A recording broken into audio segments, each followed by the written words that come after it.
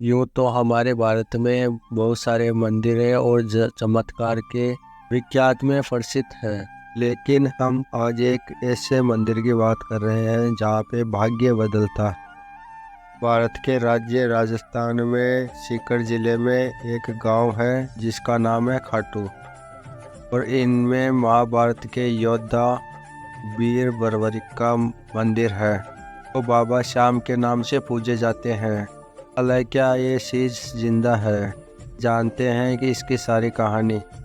बर्बरिक जिन्हें खाटू श्याम के नाम से जाना जाता है, भारत के एक महान योद्धा थे। वह घटोत्कच और मौरवी के सबसे बड़े पुत्र थे। अन्य भाई अंजनपर और मेघवर्ण का उल्लेख भी महाभारत में किया गया है। बर्बरिक को उनकी माता मौरवी की तरफ से यही सिखाया गया था कि सदा ही पराजित पक्ष की तरफ से युद्ध करना। वह इसी सिद्धांत पे लड़ते ही रहे। बर्बरिक जी को कुछ ऐसी सिद्धियां प्राप्त थी कि एक झपके में ही महाभारत के युद्ध को पलक झपकते ही खत्म कर सकते थे। बर्बरिक जी भी युद्ध में भाग लेना चाहते थे। भगवान श्री कृष्ण ये जानते थे कि बर्बरिक जी पराजित पक्ष के तरफ से ही युद्ध करेंगे। श्री कृष्ण को यह चिंता थी कि बर्बरिक जी इस युद्ध में आए तो इस युद्ध का कोई भी परिणाम नहीं निकलेगा और पांडव बर्बरिक के रहते कभी नहीं जी सकते। तो भगवान श्री कृष्ण ने इनकी परीक्षा करने का निर्णय लिया। इनकी परीक्षा ली और इनको बोला कि आपके 3 बाण का चमत्कार हमें भी दिखाओ। भगवान श्री कृष्ण बर्बरिक के गुरु थे। भगवान श्री कृष्ण ने कहा कि इस वृक्ष में जितने भी पत्ते हैं उन पत्तों को नष्ट करके दिखाओ। इसी बीच भगवान श्री कृष्ण ने अपने पैर के नीचे एक पत्ते को दबा लिया।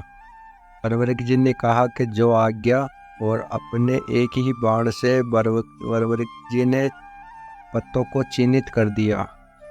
दूसरे बाण से सभी पत्तों को नष्ट कर दिया।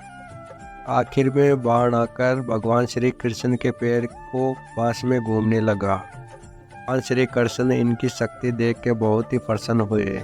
कहा कि यह तीसरा बाण। बर्बरिक जी ने कहा कि तीसरे बाण की कभी आवश्यकता ही नहीं पड़ेगी, क्योंकि यह तीसरा बाण पूरी सृष्टि के विनाश के लिए है। श्री कृष्ण भगवान ने कहा, हमारी शक्ति अद्भुत है। बर्बरिक ने कहा कि मैं महाभारत के युद्ध में भाग लेना चाहता हूँ।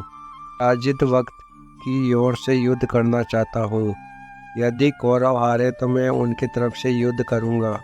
यदि पांडव हारे तो मैं पांडवों की तरफ से युद्ध करूँगा।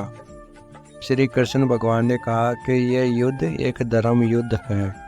मैं पांडवों की विजय बहुत आवश्यक है।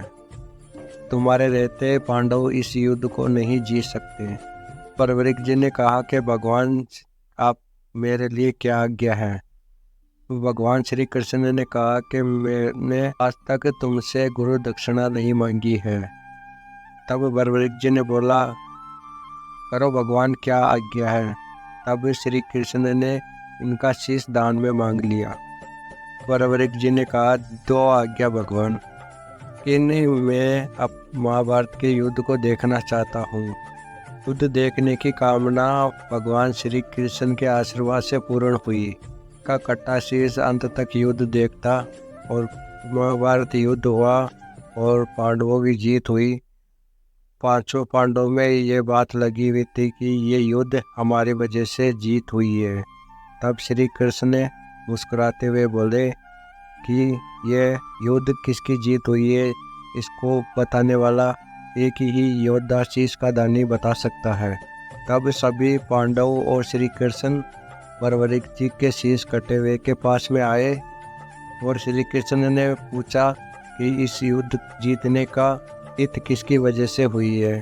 तब बर्बरिक जी ने बोला कि इस युद्ध में जीतने जिसकी हुई है, क्योंकि श्री कृष्ण का मैंने सिर्फ सुदर्शन चक्र ही चलता हुआ देखा था मैंने। तो इस जीत का श्रेय श्री कृष्ण को जाता है। ये बात होने के बाद में भगवान श्री कृष्ण ने बर्बरिक जी के शीश को ये वरदान दिया था कि कलयुग में तुम श्याम नाम से जाने जाओगे और मेरी सारी शक्तियाँ तुम में निहित होगी और तुम कलयुग में हारे का सहारा बनोगे। साथ में कहा था कि मैंने जिसकी किस्मत में दुख लिख दिया तो वह दुख ही पाएगा। और बरबरिक, तुम्हारे जिस दरबार में एक बार शीश गलती से भी झुका लिया तो मेरा लिखा हुआ दुख भी सुख में बदल जाएगा। तो इसलिए ये मंदिर एक ऐसा मंदिर है कि यहाँ भाग्य भी बदल जाता है। इसलिए एक बार आप सब एक बार खाटू श्याम मंदिर जरूर जाएं। तो एक बार प्रेम से बोले कि हारे का सहारा खाटू श्याम हमारा। श्री श्याम।